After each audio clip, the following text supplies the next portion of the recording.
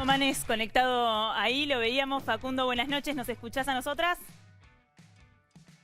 Sí, hola Maru, hola Luciana, gracias por la invitación. No, gracias a vos por charlar un rato con nosotras. Y la verdad que en un día como hoy, que es un día complicado, o del que se habló mucho por esta decisión del gobierno nacional a través del decreto de necesidad y urgencia de prohibir las reuniones familiares o sociales en ámbitos privados, en casa o en lugares donde el Estado no puede entrar de alguna manera, porque sí podés seguir reuniéndote en restaurantes o en bares, en los lugares que está permitido, por supuesto, ¿no? Pero todo esto puso como de manifiesto una situación donde el Estado nos está diciendo qué podemos y qué no podemos hacer ahora dentro de casa. ¿Qué pasa con eso, Facundo? ¿Qué pasa con las libertades individuales en este momento donde además nos agarra cansados y extrañando a los que queremos? Bueno, tenés razón en que nos agarra cansados porque acabamos de terminar un estudio en la Fundación INECO con el Departamento de Psicoterapia, liderado por Fernando Torrentes, y el Departamento de Psiquiatría, liderado por Marcelo Setkovich, y encontramos cifras alarmantes, que hay una nueva epidemia de salud mental, de impacto mental, de la pandemia y de la cuarentena.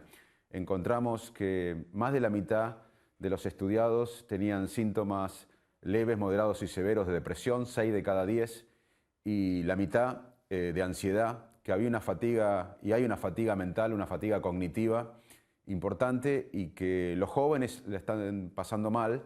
8 de cada 10 jóvenes en Argentina hoy, y el estudio no solo fue en el AMBA, en Capital y en el conurbano, sino en todo el país, y más allá de que los picos quizás estén concentrados en algunas ciudades, en todo el país 8 de cada 10 chicos están con síntomas de depresión, ansiedad, leve, moderado y severo. Así que estamos cansados. ¿Y qué pasa cuando estamos cansados? Yendo a tu pregunta concreta.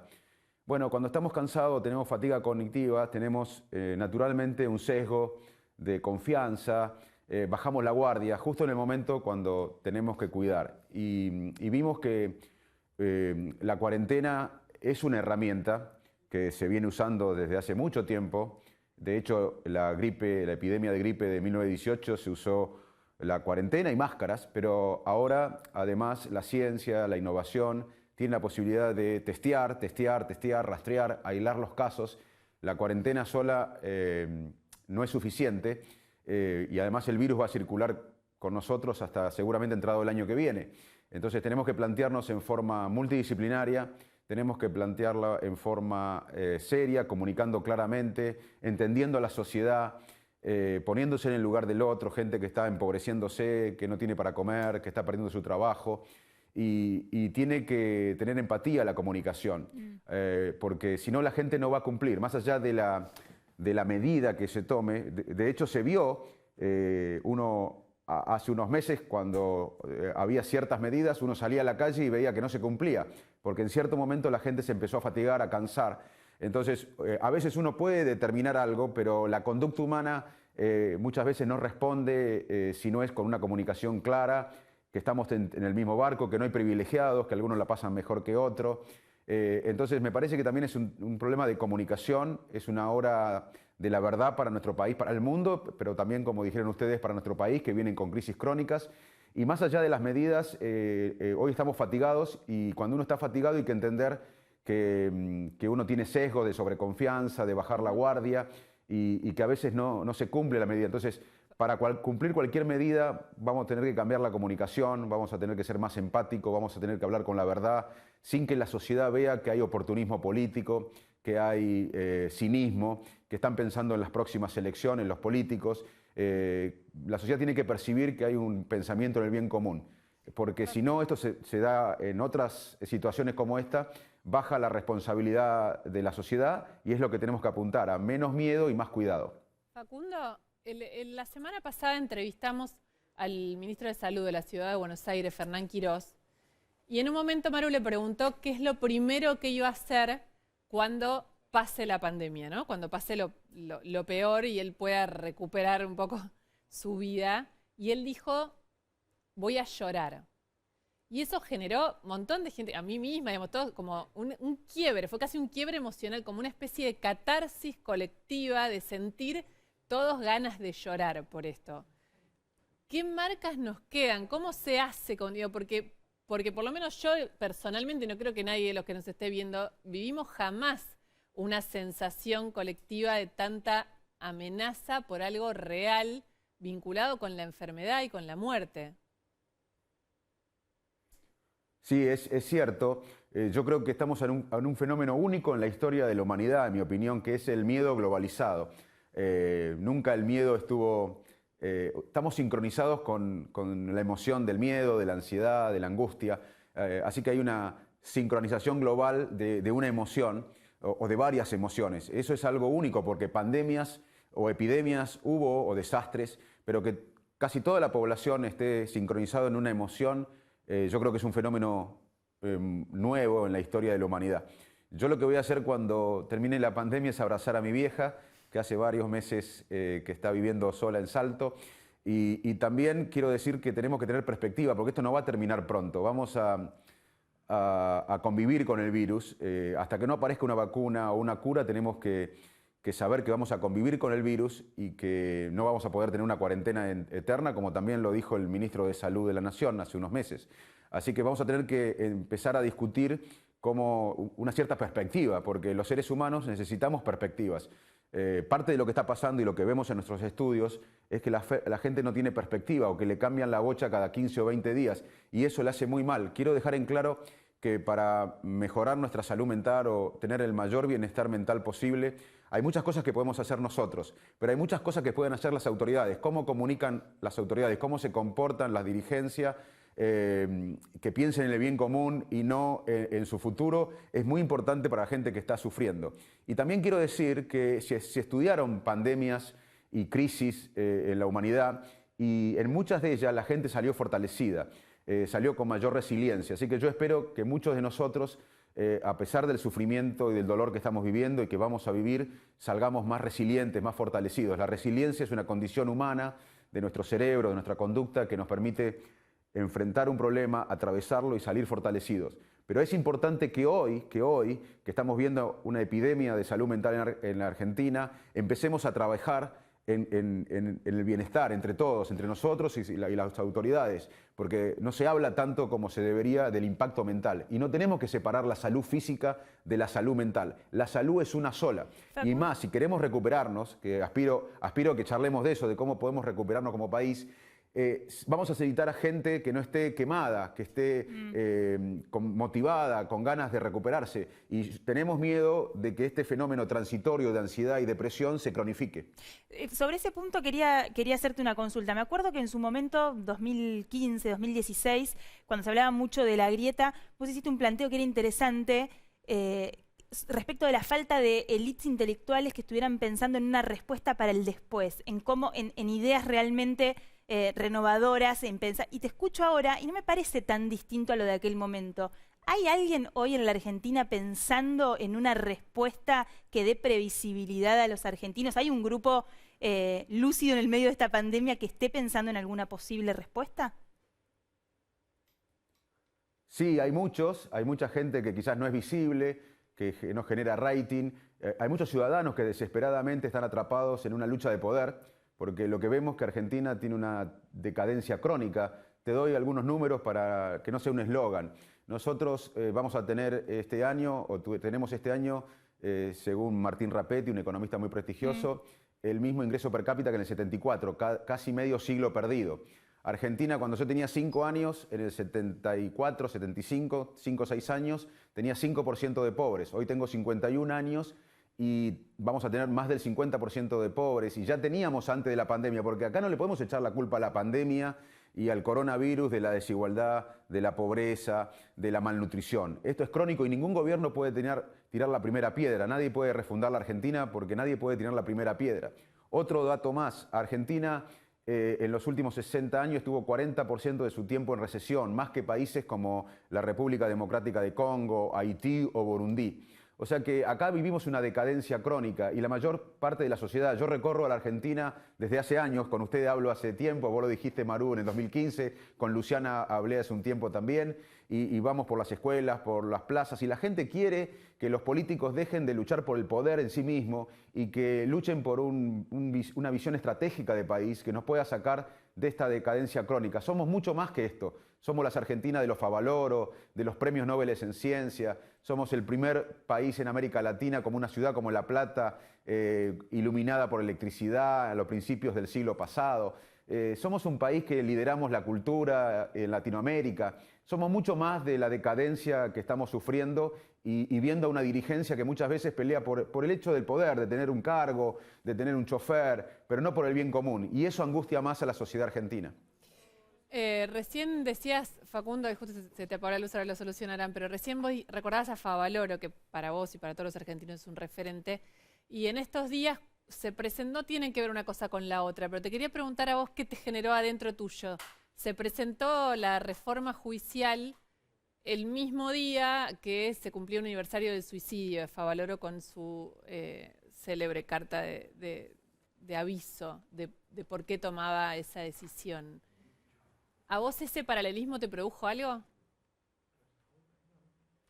Bueno, yo tengo el honor de, con cientos de personas, continuar aportando el granito de arena para el legado de Favaloro, en la Fundación Favaloro y en la Universidad Favaloro.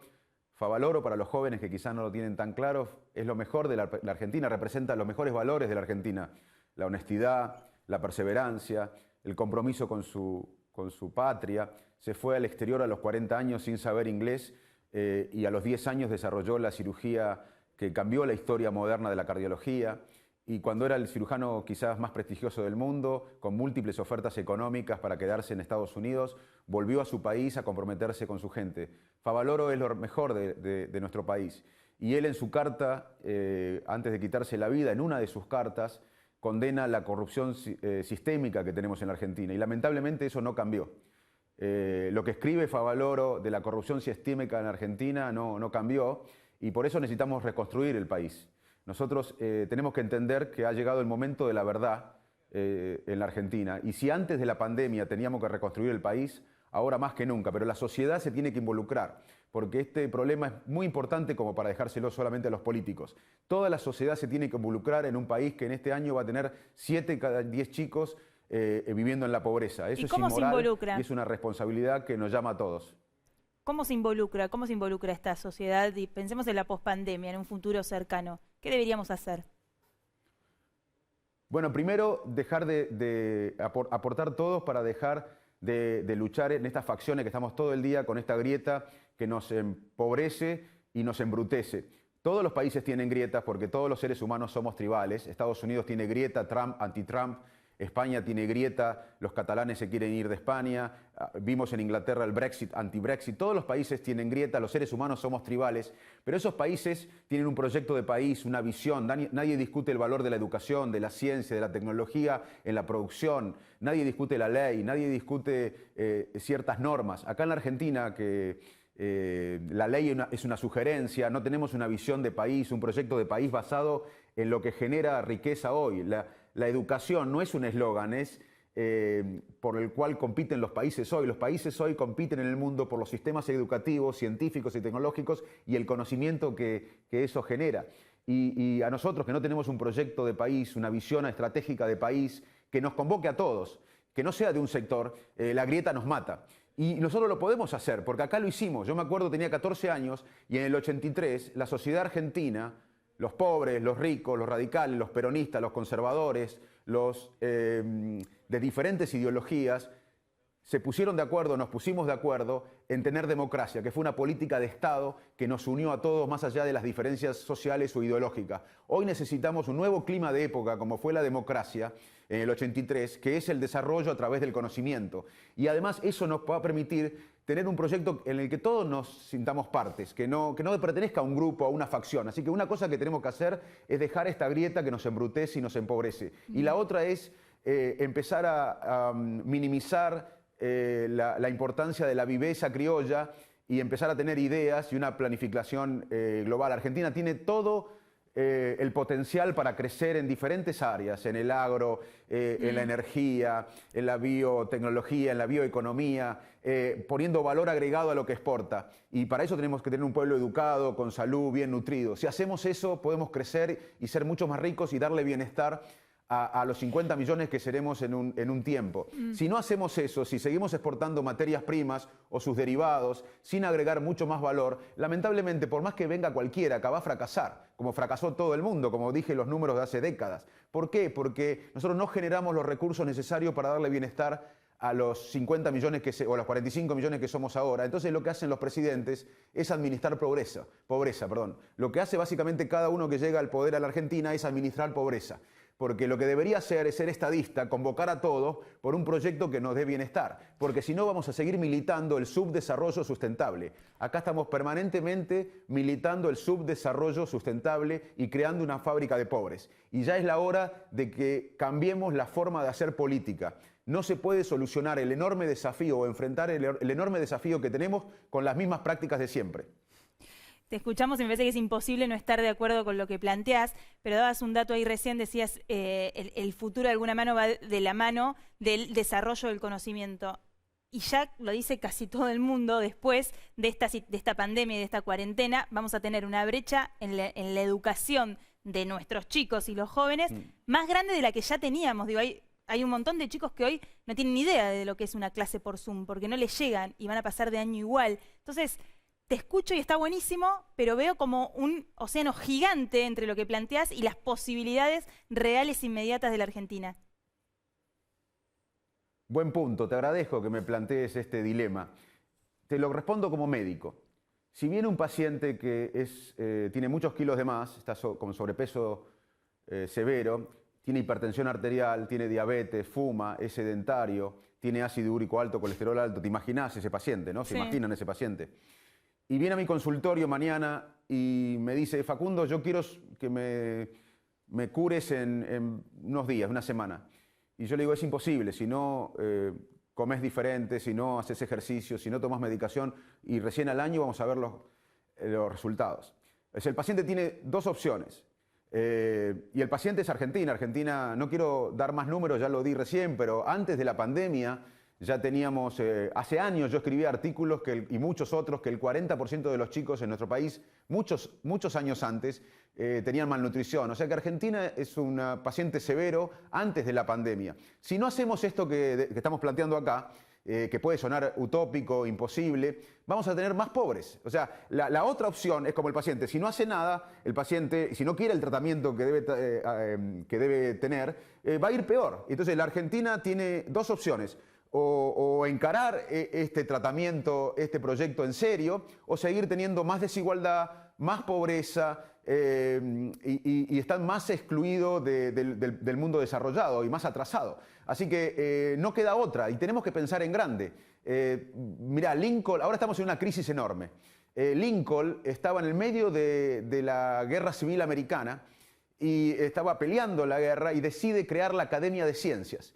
Y los que luchaban con él decían, pero estás loco, estaban perdiendo justo Richmond. Y decía, ¿y vos querés crear la Academia de Ciencia? Y dice, yo me niego a pensar que la sociedad americana tenga solamente como propósito sobrevivir. Y quiero pensar en grande. Y fíjate, eso es un estadista, eso es alguien que piensa más allá de la coyuntura. Porque si nosotros estamos tapando parches como lo hicimos hasta ahora, vamos a tener más desigualdad, más pobreza, tenemos que elegir. Pero para mí ha llegado el momento de la verdad y Argentina es mucho más de esto que estamos viendo. Facundo, vos hablabas recién mucho de la grieta, digamos, vos decís, tenemos que elegir, tenemos que ir por este camino. Bueno, el camino se hace con personas, ¿no? Con grupos, con colectivos de gente que va por esa idea. Vos recién dijiste hace un ratito, estamos atrapados en la grieta, o sea, el menú de opciones, más allá del compromiso social que pueda existir, es el que está a la vista. ¿Quiénes son los que pueden llevar adelante esta mirada profunda de futuro y de desarrollo con la ciencia incluida que vos decís? Mira, yo creo que la sociedad, por eso muchos de nosotros recorremos la Argentina de hace años, porque si este cambio social no viene de abajo para arriba, yo no veo a la dirigencia que lo haga. Y la democracia vino así. En el 78 mucha gente no pedía democracia. No es una discusión, es un hecho. Muchos disfrutaban el Mundial, pero 4 años más tarde la sociedad argentina masivamente reclamó democracia. Yo aspiro a que, como reclamamos democracia en los 80, la sociedad argentina reclame una política de Estado para desarrollarnos, para lograr un desarrollo inclusivo, y eso va a tener claramente una apuesta a la educación, a la salud, a la ciencia, a la tecnología y a la vinculación de este conocimiento con el sector productivo. Si la sociedad no lo reclama, yo no veo que la política lo haga, porque cuando uno llega a un cargo, básicamente lo que hace, los recursos cognitivos son limitados, los recursos mentales son limitados. Lo que hace un dirigente cuando llega a un cargo es tratar de pensar en la próxima elección, ver cómo sobrevivir, evitar las zancadillas del contrario, pero no están pensando en grande para largo plazo. La sociedad es clave acá, por eso para mí, si la sociedad no pide esto, y yo aspiro a que lo pida, ya te digo, en el 78 gran parte de la sociedad argentina no pedía masivamente democracia, muchos morían, muchos se exiliaban, pero la mayoría miraba el mundial. Sin embargo, 4 años más tarde masivamente pedimos democracia. Yo aspiro a que en muy poco tiempo la sociedad, después de todo lo que estamos viendo, reclame masivamente que la dirigencia acompañe el reclamo social de un país basado en el conocimiento para lograr el desarrollo y para tener un proyecto de país que no tenemos de hace décadas. Voy a tomar una frase para cerrar de tuya, que cuando hablábamos de esta entrevista me la dijiste, que dijiste en 10 años podemos tener otro país si empezamos esta transformación, ¿no? Sin duda. Facundo, creo que no te lo habíamos contado, y no sé si lo sabes, pero en este programa se juega. Mirá, tenemos Mirá. cartas. Tampoco tenemos claro si jugaste alguna vez al verdad consecuencia ¿cómo era tu pueblo, que me lo olvidé ahora? Salto, ¿no? No, Arroyo, Bueno, algo dulce. ¿Cómo era tu Salto, pueblo? la provincia de Buenos Aires. Sí, Salto, tienes razón, Maru. Bueno, no sé si en Salto jugaban al verdad consecuencia. Sí, seguro Yo creo que sí, pero no sé. Todo lo que era gratis jugábamos, todo lo que era gratis jugábamos. Igual que en la dulce, que es mi pueblo. Bueno, vamos a jugar acá, en verdad consecuencia. Exactamente. Entonces, esto ¿Qué significa... tengo que hacer? Perdón, porque yo no los veo a ustedes. No, ¿no los ves? No sabía que no nos veías, pero no importa. Te vamos a contar. Te vamos a contar. No. Escucha, tranquilo, no hay de qué asustarse. La pregunta por la verdad, esto es un juego. Se van a dar ¿está cuenta bien? que no soy tan inteligente. Bueno, hay un desafío, pero Vamos a ver. tenés que elegir, tenés que primero escuchar las opciones, no te pongas ansioso como todos nosotros en cuarentena, y después elegís. Y elegís, tenés una pregunta por la verdad, que si no la querés responder, tenés que hacer la consecuencia. Yo te digo la pregunta por la verdad, Maru te va a decir la consecuencia. Espera que se ponga el auricular, ¿estás escuchando? No nos ves, pero nos escuchás. Ahí está. Ahí sí. Bueno, la pregunta... Quería que se me caigan los dos, así cortábamos acá. Te vamos a hacer una trampa. No hablamos de grieta en la nota, obviamente esta es la parte del juego, pero la pregunta por la verdad tiene un poco de grieta. Sí. Si tenés que elegir, Ustedes... no vale ninguna otra opción que sean las que te voy a dar. Tenés que elegir Sí. un dirigente político, entre dos presidentes que te voy a nombrar, ¿a quién elegirías? La opción A es Mauricio Macri, la opción B es Alberto Fernández. Si vos tuvieras que votar hoy entre ellos dos, ¿a quién no respondas, ¿a quién votarías? Esa es la pregunta por la verdad, que vos podés responderla o no. Ahora, si no la respondés, Tenés que afrontar este desafío, que es la consecuencia, y lo que tenés que hacer es un juego de memoria, o con la memoria. Con la mente. Con la mente, claro. Bueno, está bien, con la mente. A propósito de tu expertise, decir el abecedario, pero al revés. Que yo, por supuesto que no puedo hacerlo. Yo jamás podría. Así que tengo un machete acá para controlar. O sea, tenemos que asegurarnos que lo hagas bien. Es decir, o respondés la pregunta de si tuvieras que votar hoy entre Alberto o Macri, ¿a quién votarías? O... El abecedario al revés. A tu área de conocimiento, decir el abecedario al revés. ¿Qué elegís? ¿Verdad o consecuencia? Pierdo las dos, verdad y consecuencia. Pierdo las dos. Póngame un No cero. se puede. No, No, porque no es puntaje, esto es Bueno, así. entonces- Hay que elegir. ¿Elegís la consecuencia y sale mal? ¿O respondés la verdad? bueno, elijo la consecuencia y sale mal. Ay, me muero. Z-A. No. Z-A. Es el primero que hizo otra. No Pero- vale no probar. Males. Bueno, ya está. pero Yo que cumplí, usted- yo cumplí. que usted yo que nos cumplí. estuvo desde que empezamos- Cumplí la regla. Pero empezó esta entrevista hablando del conocimiento, del desafío de construir la Argentina, y ni lo intenta. Inténtelo. Me muero. Ya lo intenté. Z-A. Pasemos a la próxima. Póngame menos 10 en esa Le pregunta. No, ya está, No es hay la sola. otra, ¿eh? Es esta sola. Desde Alberto Ah, Fernández. ¿ya no hay otra? Bueno, No, perdón. solo esto, perdón. solo esto. El juego es la verdad. Bien. tiene la oportunidad de nuevo. Puede responder a quién votaría, Macri o Alberto, o intentar seriamente decir el abecedario al revés.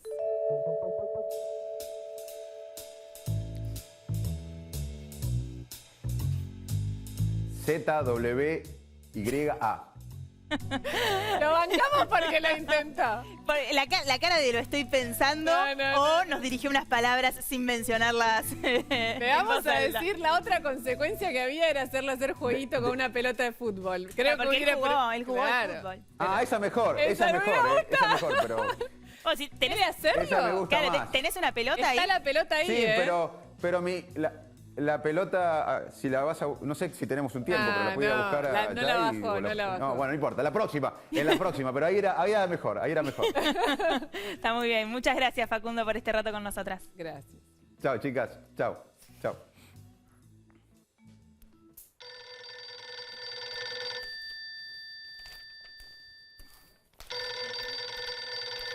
Pero.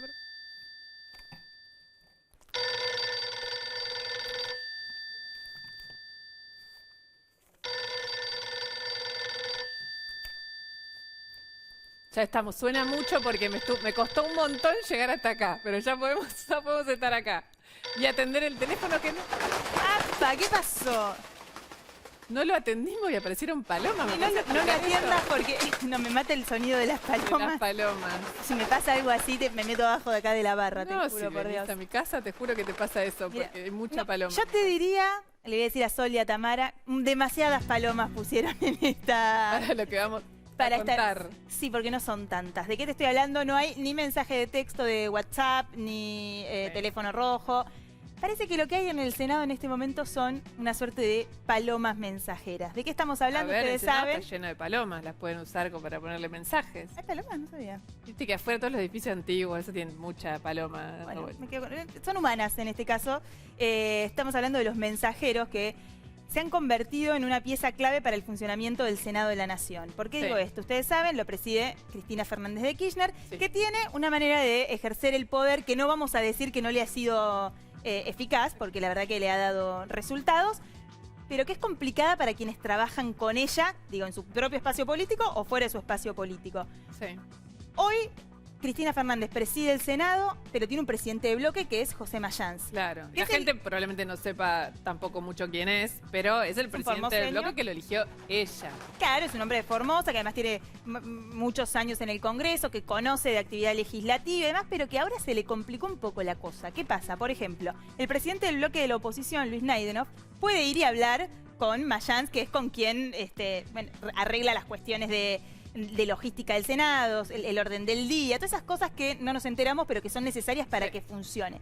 Hay un problema, porque Mayans después parece que no puede terminar de transmitir esos mensajes, o inclusive a veces si la oposición está planteando, bueno, ¿sabes qué? Vamos a aglutinarnos con los 29 votos que tenemos y le vamos a trabar a Cristina los 2/3. Y de repente hay situaciones donde te das cuenta, o la oposición se da cuenta que Cristina no estaba enterada.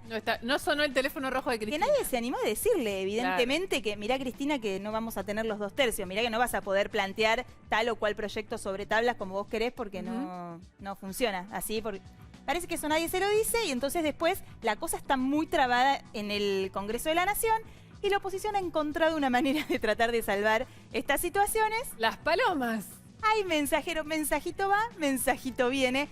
A veces es eficaz, a veces no tanto, pero hablando un poco en serio, la oposición, esto inclusive se lo llevaron, ¿te acordás el encuentro virtual con Alberto Fernández en Olivos? Sí, me acuerdo. La oposición le planteó esto, en el Senado es muy difícil la comunicación, necesitamos que ahí se abra el juego. Para que se entienda, un interlocutor, digamos, si Cristina no es de las que habla con todo el mundo, por lo menos que haya alguien entre ella y el resto del mundo para llevar y traer los mensajes, porque... Para poder hacer acuerdos, Lu. Exacto, ¿Qué tiene pasa? que ver con los acuerdos. El Congreso es el lugar de los acuerdos, en efecto. Si eso no sucede, bueno, a veces la coterraneidad sirve. Por ejemplo...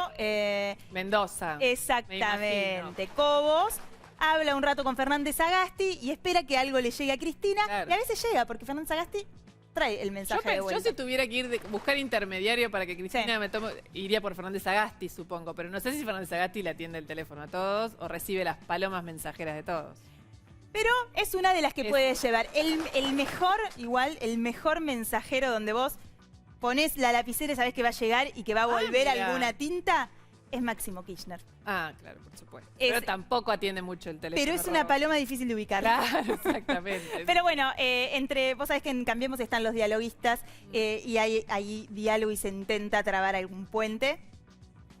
Vamos a ver cómo avanza esa situación. Los mensajeros de Cristina, que aparte los necesitas, porque ahora entró la reforma judicial al Senado de la Nación y obviamente ahí, si Cristina tiene todos los votos y está tranquila, no necesita dialogar con nadie, por eso muchas veces no lo hace. Mañana está la primera reunión de comisión. Por eso, y va la ministra de Justicia, Marcela Lozardo, ahí a explicar varias cosas. Yo te voy a decir solo una. Ahora vamos a hablar con Graciela Camaño. Graciela Camaño, diputada nacional, que fue noticia, ahí la tenés. Le agradecemos muchísimo por esperar hasta esta hora, pero aparte sabemos que hoy no se sentía muy bien y se quedó hasta esta hora para hablar con nosotros. Es uno de los eslabones principales ahora en toda la discusión judicial. ¿Por qué? Porque representa la angosta avenida del medio, ¿no? ¿De ancha angosta pasó? Exacto, la angosta avenida del medio donde su voto, sobre todo en el Consejo de la Magistratura, puede definir mayorías o minorías en temas centrales de la justicia. Ahora vamos a hablar con ella. Yo te tiro solo un temita que lo planteamos al principio cuando decíamos de eso no se habla. En esta reforma hay un montón de temas que no se hablan y que están ahí a la vista y que de hecho ni siquiera necesitarían de una reforma. Pero hay un tema que sí que es central. Es si vos vas a mandar un proyecto para reformar el Poder Judicial que va a implicar, lo voy a decir porque nunca me lo acuerdo de memoria, la cantidad de cargos. 279 cargos de jueces, fiscales y defensores, y ahí tienes un montón de gente abajo que no está en esta cuenta. Vos tenés que saber cómo lo vas a pagar. Pero tenés que decir en el proyecto. Exacto. ¿Cuánto va a costar y de dónde vas a sacar la plata? El proyecto lo único que dice es va a salir de fondos del Poder Judicial. Bueno, los fondos del Poder Judicial no los fabrica Dios, tampoco están ahí físicos infinitos, sino que los transfiere el Estado Nacional al Poder Judicial. Y no te están diciendo cuánto va a salir. Nosotros llamamos, obviamente, al Ministerio de Justicia, se le ha consultado varias veces y no está. Te dicen que ese número todavía no lo calcularon. Y estamos hablando de un montón de cargos y áreas generadas por esta reforma, que la reforma judicial es muy importante, pero en un país como el nuestro, con los gastos del nuestro, también es muy importante que te digan de dónde va a salir la plata. La oposición está haciendo cuentas, los propios integrantes de la Justicia Federal hacen cuentas.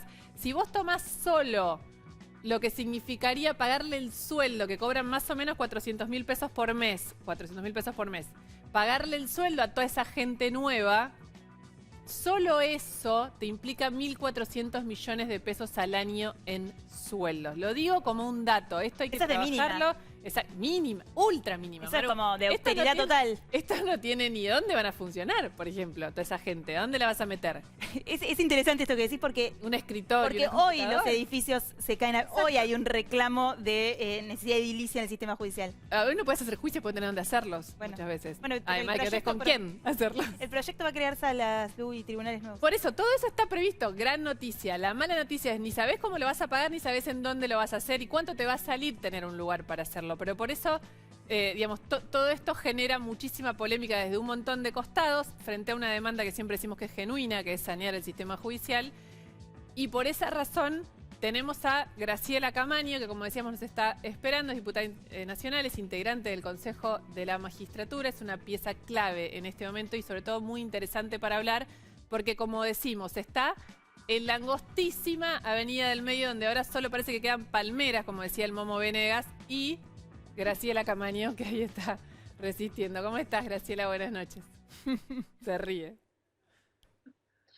Lo de palmeras por islas. ¿Qué tal? ¿Cómo les va? Buenas noches, Graciela. Estábamos repasando con Lu recién los datos de la reforma judicial, que todos decimos es necesario sanearla, pero no sabemos ahora cómo lo vamos a hacer ni quién lo va a pagar. Ustedes desde el bloque que vos integrás fueron a la presentación de la reforma judicial. ¿Vos bancás esta reforma? A ver,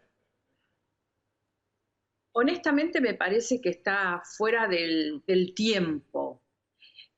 También me da la impresión de que el kirchnerismo tiene experiencia en materia de reforma judicial, porque hizo varias cosas a lo largo de todo el tiempo en el que le tocó gobernar, desde poner nuevas normas en la elección de los jueces de la Corte, hasta la última que pretendió hacer referida a la modificación sustancial en la elección de los consejeros del Consejo de la Magistratura. Y creo que esa última experiencia, en donde el kirchnerismo, con el número suficiente de diputados y de senadores, pudo imponer una reforma, finalmente le terminó fracasando, porque los puntos más importantes de esa reforma, el que tenía que ver con el Consejo de la Magistratura y la transformación del proceso penal en un proceso acusatorio, son las dos cosas que quedaron, una por inconstitucional, la otra por una decisión política del gobierno anterior de no llevarla adelante, quedaron truncas. Entonces está claro que una reforma de uno de los poderes del Estado más importantes, en el cual tienen injerencia los otros dos poderes por una razón muy sencilla, es un poder que no es selectivo, entonces hay toda una serie de procedimientos que hace que tanto el Poder Ejecutivo como el Poder Legislativo tenga incidencia. Está claro que esa reforma no puede ser realizada si no hay un acuerdo, un consenso político amplio. Ahora bien, de lo que presentó el presidente, vos podés dividir esta reforma en dos. Por un lado, lo que ya está en el Senado, y por el otro lado, lo que supuestamente tiene encomendado esa comisión que armó el presidente por decreto. Yo de la comisión y lo que va a tratar la comisión prefiero no opinar, porque ahora, primero faltan... Graciela, sí. Perdón, te interrumpo, porque entiendo que vos decís, bueno, falta un montón, son como grandes temas, pero la comisión trajo, y hay que decirlo otra vez porque tiene que ver con esta discusión, que esté el abogado de la vicepresidenta, perdón, integrando la comisión. ¿Es un jurista sobresaliente, Beraldi? Sí, pero es hoy el abogado de la vicepresidenta y de Cristóbal López, que tiene un montón de causas asociadas con el gobierno kirchnerista. ¿Está bien o mal para vos que él esté ahí? Está mal. Ok. Está muy mal, porque tiene una cuestión de intereses en el medio. Él no deja de ser un funcionario público. A partir del momento en que decide formar parte de una comisión, aun cuando es ad honorem, que tiene que ver con la cosa pública. Entonces ahí hay una cuestión no resuelta de intereses. No solamente en el caso de él, hay algunos otros también que tienen en ese sentido alguna cuestión de intereses. De todos modos, ahí yo hago hincapié en la necesidad del acuerdo, porque por más que estuviera bien, supongamos que no está, que ese no es el problema, que Beraldi no existe en la comisión y que efectivamente se trata de una comisión interesante para estudiar una reforma. Bueno, tiene que ser una comisión en donde todos los intereses que están vinculados estén. O sea, es absolutamente necesario que esté la oposición, porque este es un país que en democracia suele cambiar los gobiernos. Entonces, ¿qué estamos haciendo? Bueno, una reforma. Se supone que en el gobierno de... Perdón, no, pero se supone que en el Congreso se va a discutir y ahí está representada la oposición. Y sobre este punto quería preguntarte, porque fuiste muy criticada después de tu voto en el Consejo de la Magistratura por apoyar la opinión del oficialismo respecto de los traslados de los jueces, que no quiero que nos pongamos a explicar la cuestión técnica, pero lo traigo a colación porque te acusaron de traidora, de estar apoyando al gobierno en una búsqueda de impunidad. ¿Tenés miedo de pecar de ingenua en este caso de la reforma judicial? No, no tengo miedo. Yo suelo decir que con la verdad no ofendo ni temo. Y esa es mi forma de vivir la vida política.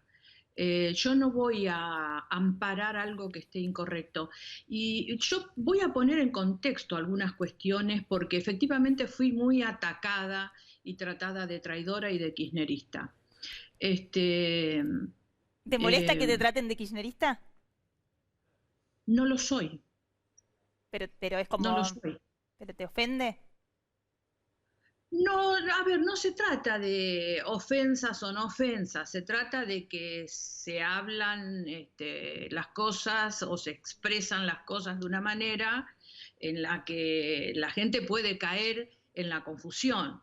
Mirá, hay algo que es claro, hay 10 traslados entre los que están personas a las cuales yo reconozco en su enorme honorabilidad, pero que claramente han sido mal trasladadas Ujú. porque no cumplimentaron los requisitos y los recaudos que estableció la resolución de traslados del Consejo de la Magistratura, porque no se cumplimentaron los recaudos que establecieron 2 acordadas de la Corte Suprema de Justicia referidos al tema de traslados.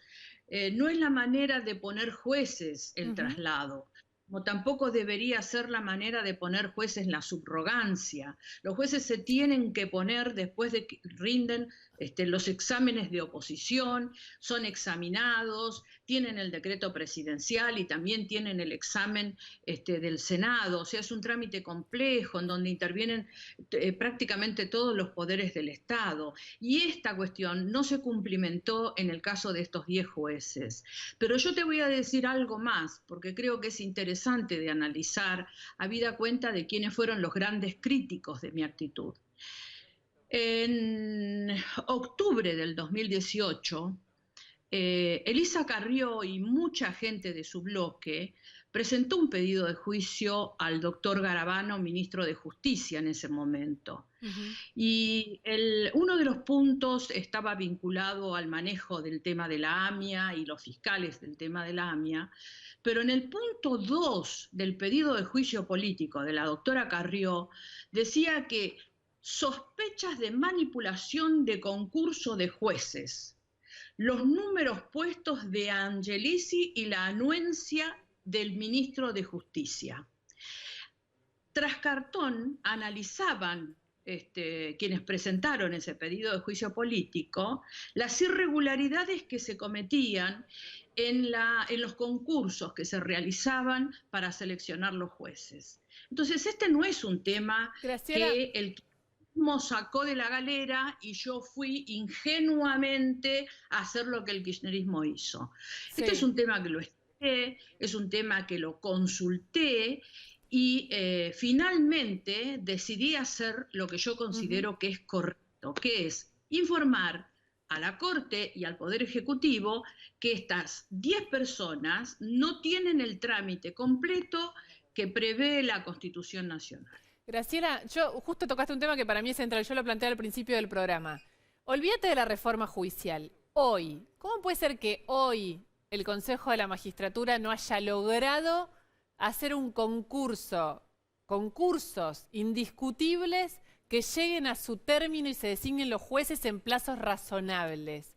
Te digo una más y después respondes. ¿Cómo puede ser que jueces extremadamente cuestionados y denunciados a Consejo de la Magistratura, que han dormido causa, que está sospechada su enriquecimiento como Canicova o como Yarvide, terminen jubilados con jubilaciones de privilegio y sin que el Consejo los haya molestado jamás? Digo, no necesitas ninguna reforma para eso. Con lo que hay debería funcionar y no debería pasar. Y pasa y nadie paga por eso. ¿Cómo le convences a la gente de que esto tiene sentido, una reforma, si hoy lo tenés así y tenés normas para que funcione de otra manera? Yo no soy parte de una corporación. Yo hace un año que estoy integrando el Consejo de la Magistratura. Antes no tuve nunca ningún tipo de vinculación con el Poder Judicial, lo cual a mí me da la tranquilidad de no pertenecer a la familia judicial. A la primera pregunta que haces respecto al tema de los nombramientos. Desde el año pasado hay más de 200 concursos terminados y puestos a disposición del Poder Ejecutivo Nacional. Los tuvo Mauricio Macri, los tiene Alberto Fernández. Algunos están enviados al Senado, algunos se retiraron del Senado y se volvieron al ámbito del Poder Ejecutivo. O sea que yo creo que en materia de concursos el Consejo de la Magistratura no tiene ninguna mora. Con respecto al juez Canicova Corral y su famoso cuestionamiento, al juez Canicova Corral se le venció el trámite. El trámite dura 3 años. El oficialismo macrista fue, en la persona del diputado Tonelli, el que le inició una de las tantas acusaciones que tenía. Tuvieron 3 años para investigarlo. Tuvieron 3 años para trabajar la causa y aportar a la causa las pruebas necesarias, como se hizo con algún otro caso, en donde incluso hasta se estableció una suerte de protocolo de cuáles serían cuestiones que se revisarían cuando estaban frente a una denuncia de enriquecimiento ilícito, que esto fue lo que le presentó el macrismo a Canicova Corral. Llegamos al final, y al final, que fue el día que se cortó la luz en mi casa, se adujo que por eso se salvó, sin tener en cuenta que estuvo 3 años dormido. Yo me pregunto para qué lo denunciaron. Yo no te hago esta pregunta a vos y a este cuerpo. Digo, es el resultado, digamos. Uno como ciudadano se sienta hace 10 años a ver lo que hace el Consejo. Y es macrismo, kirchnerismo, la sensación que te da es siempre la misma. El juez se va a su casa y cobra la jubilación. Y no, y está paga. Y la sensación de que nadie entiende bien qué hace el Consejo de la Magistratura. Nosotros llevamos acá 5 minutos conversando sobre esto y la mitad de la Argentina queda afuera porque es complejo, porque el concurso, que si mandó el Ejecutivo, que si la Comisión de Disciplina del Consejo de la Magistratura, todo complejo, a río revuelto, ganancia de pescadores. Bueno, déjame que termine el concepto porque a mí me interesa sobremanera aclararlo, porque vos te tenés que preguntar para qué lo denunciaron si no lo investigaron rápidamente, por qué lo tuvieron 3 años denunciado y no lo investigaron. Esto es lo que hay que preguntarse en el caso de Canicova Corral. Yo cuando llegué al Consejo de la Magistratura me encontré con esa situación de jueces que estaban con pedidos de investigación. Y lo dije desde el principio y por eso lo puedo decir públicamente. Yo creo que los jueces deben ser investigados rápidamente, porque que un juez esté investigado 3 años en el Consejo de la Magistratura lo convierte en un rehén del Consejo de la Magistratura. Rápidamente el Consejo tiene que definir si las acusaciones que hay sobre el juez son ciertas o no son ciertas, para que el juez pueda seguir trabajando tranquilo. Y estas cosas no estaban ocurriendo. Estas cosas no estaban ocurriendo. Yo espero que cambien. Convengamos que es un cuerpo colegiado, que las responsabilidades son de todos los miembros, que se sortean las causas. Entonces, a veces, por ejemplo, yo en este periodo no estoy participando como miembro de la comisión de acusación. Participé el año pasado y con este criterio que te estoy planteando fui liquidando todos los expedientes que yo tenía. Los que consideraba que correspondía que se cursara algún tipo de pedido de información y los que consideraba que no correspondía que estuvieran los jueces en investigación. Me parece que es de la manera en que hay que trabajar. Yo trabajo con mucha honestidad intelectual y por eso tampoco me importa mucho cuando la critican. Camaño, tenemos no sé si le habíamos contado, que en este programa jugamos al verdad consecuencia, este juego donde hacemos una pregunta, que las opciones es responderla por la verdad y si no le gusta responder la pregunta puede hacer la consecuencia. Claro, siempre puede elegir, siempre hay opción acá. Lo que no vale es no jugar. No, claro. La opción se acota a la verdad o la consecuencia. La O pregunta... sea que sí. volver a poner el brete como de costumbre. Yo estoy acostumbrada a hacer el jamón del sándwich, chicas. Exacto, Otra- pero lo hace muy bien, Camaño, hay que decirlo. Sí. Mejor es decir Siempre- la verdad. Siempre salís bien parada, Graciela, de esto porque no tenés miedo, como dijiste antes. Así que te voy a hacer la pregunta sin miedo.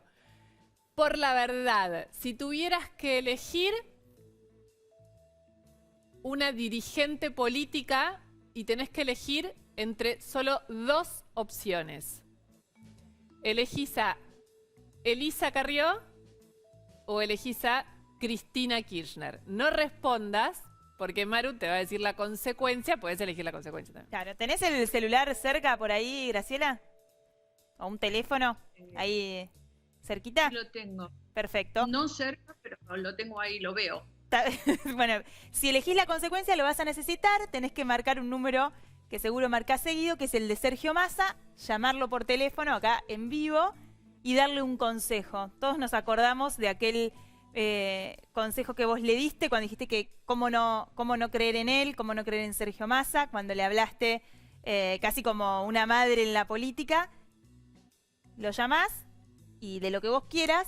Un consejo hoy que le quisieras dar a tu hijo de la política es la consecuencia. O sea, o nos decís qué dirigente política preferís destacar, Carrió o Cristina, o lo llamás a Sergio y le tirás un consejo que además yo creo que lo aconseja bien en general a Sí. Massa. Después no le hace caso. pero- Claro, no te hace mucho caso, Sergio, ¿no? ¿Puedo fundamentar cómo? No, no me hace caso, Sergio. No me hizo nunca caso. La prueba ¿Nunca? de la prueba de la falta del caso está a la vista. Está a la Él vista, está en sí, un sí, lugar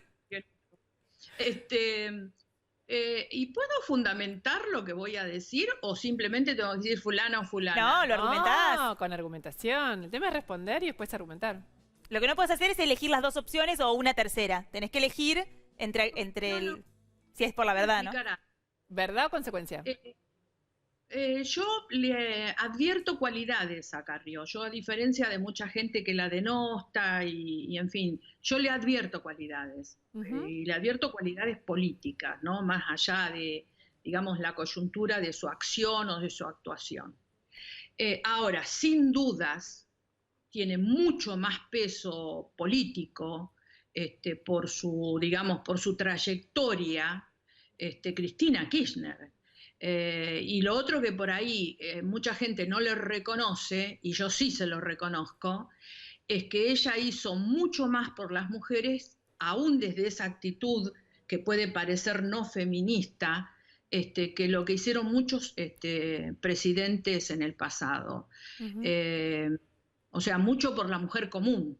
Ujú. Lo que por ahí es criticado por algunos sectores que están vinculados a la incorporación de las mujeres en parte del Producto Bruto Interno, ya sea como jubilación, como la asignación universal, etcétera, fueron decisiones políticas de Cristina. Ujú. Pero bueno, también el problema mío con Cristina es que tengo muchísimas más cosas para criticarle, por lo que yo creo que ella debió haber hecho y no hizo, por lo que ella significaba, y por eso, bueno, no estoy ahí. Y entonces, Esto es lo que pienso de ambas dos. ¿Y a quién elige entonces? ¿A quién elegís? Así que ¿cómo? lo que no lo llamo a Massa si querés. Lo que ¡Ay, no te sí, por aseguro- favor! Pará, Llámelo, pará, llámelo. Llamalo a Massa. Quiero saber el consejo, quiero escuchar el consejo. Por favor, ¿lo puedes llamar a Massa? Bueno, pero me permitís salir Sí, de... sí, claro, anda entramos acá. tranquila, nosotros ahora ponemos una musiquita porque vamos a contarle a la gente. Claro. Graciela, muchos lo saben, pero es como una madre política de Sergio Massa. Y ella ha sido muy explícita. Maru, vos contabas ese momento, aquel acto, un acto cuando Sergio Massa no había, ¿se acuerdan lo del cafecito con Alberto? Que Alberto le invitaba a un café. ¿Te acordás ese café? Si con... Massa iba o no iba con Alberto. Ahí está, mira, ahí está marcando. Todo eso, ella le dijo que no vaya, pero Massa fue. Si lo podés poner en altavoz, pon el altavoz Esa- así. Dale. Les hago una pregunta, Sí. y si no me contesta, No pasa nada. No Y pasa bueno, si no te hace caso, no te contesta el teléfono, le mandás un WhatsApp y lo retás, Graciela. Claro. ¿Lo retás Pero mucho bueno. a Massa? No, para nada.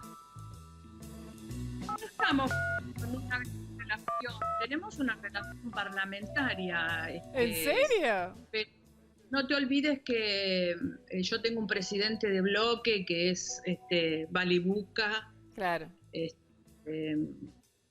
Y bueno, ¿Llama? él es el... ¿Suena o no suena? Porque estamos No, viendo, para los que recién se prenden, que queremos que le dé un consejo hoy, un consejo importante hoy a Sergio Massa, Graciela, que suele aconsejarlo y no siempre le hace caso. Tiene mucha relación. Bueno, pero ella dijo las pruebas están a la vista porque... está ocupado, le están llamando a Sergio para avisarle. Ahí ¿Cómo está. te va, Massa? ¿Cómo estás?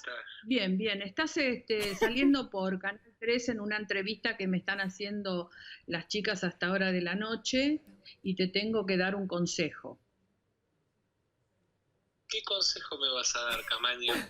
Que uses el barbijo durante la sesión, Massa. Muy bien, ahí está. Qué grande gracia. Sí, hijo. Dice que no se le entiende nada cuando hablas y se pone el barbijo. Bueno, Y pero bueno. lo tenés que usar, tenés que dar el ejemplo. Pero tengo a 2 metros de distancia a mis 2 colaboradores, los 2 con barbijo, Camaño. No, pero adentro es con barbijo, es con barbijo. Acá las chicas también dicen que tenés que usar el barbijo, Sergio. Te agradezco que me hayas atendido el teléfono. Me he llamado más tarde otras veces, así que no es sorpresa que me llames a esta hora. Bueno, Se asustó, se preocupó, pensó que había pasado algo. Bueno, Graciela. gracias. Graciela, muchísimas gracias. Fuimos como mosquito, ¿viste lo que las periodistas? Sí, no Para hay eso mejor, hacemos esto. no hay mejor momento que... ¿Qué hablarán? ¿Qué será? Bueno, fuimos mosquito un rato en tu conversación con Sergio Massa. Te agradecemos por la generosidad y por el humor. Y por el humor. Porque viene bien, Y además. aparte le dio un buen consejo, lo más importante. Sí, es verdad. Lo llamaste Se lo y po- le diste un buen ¿No lo consejo. quieres llamar a Alberto Fernández ahora y decirle que use el barbijo? no tengo el teléfono. Gracias, Muchas gracias, Graciela. Camaño. Muchas gracias. Chao, chicas, gracias. Vamos al corte, nos queda Jason Sin, que tiene un montón de información para Jason Main acá.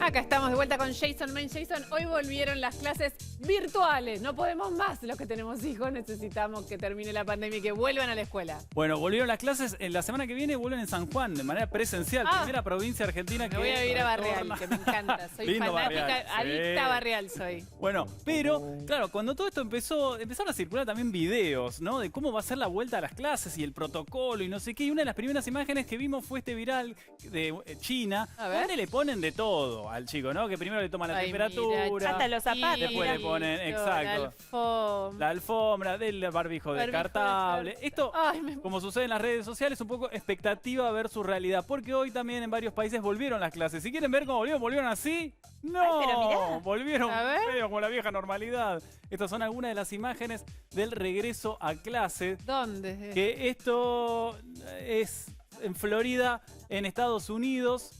Volvieron con barbijo, pero viste que está todo medio cerca, no tan, algunos alumnos más distanciados. Ustedes. Otra cosa que no se puede hacer es compartir los útiles. Eso es lo que éramos medio de olvidarnos las cosas. Con los chicos chiquitos, ¿cómo hacer? Es difícil, ¿no? Tienen, o sea, y las eso, profes ahora están como... Claro, exacto. ¿no? Habrá que ver. año- Esto es en Uruguay, por ejemplo. Ah, me acá interesa cerquita, un montón. Están Con normales. barbijo, están claro. normales. Se puede abrazar incluso. ¿En serio? Y a medida que van pasando los días, se van como Jason, que me desbloqueando niveles de contacto físico. Bueno, algunas de las imágenes que se ven mira. alrededor del mundo. Esto es en Alemania. Pero acá no hay ni barbijo. No, acá no hay barbijo, pero por eso tiene que ver con la situación difícil la palabra, ¿eh? Con razón no soy Tremenda. locutor. Epidemiológica de los países. Esto era en Alemania, donde comenzaron las clases hoy. Y eso, se puede abrazar, no es lo recomendable. Pero está pasando. Así que todas esas imágenes que vimos de la vieja normalidad, quizás eran solo un meme. Ahí está, Jason, no sé, por lo menos para los que tenemos niños en edad escolar, es un montón que te digan cómo va a ser, empezar a hacerte una idea, porque acá en Ciudad de Buenos Aires casi que el año lo tenemos perdido, aunque arranquen un poco en octubre. Claro, bueno, eso. Buena noticia para los sanjuaninos, entonces, para padres y madres, que lunes que viene empiezan las clases. Muy bien. Bueno, que lo disfruten ustedes que pueden. Y nosotros nos vamos. Claro, nos volvemos a encontrar acá el lunes que viene. Los esperamos. Chau, que descansen, que estén bien. Chau.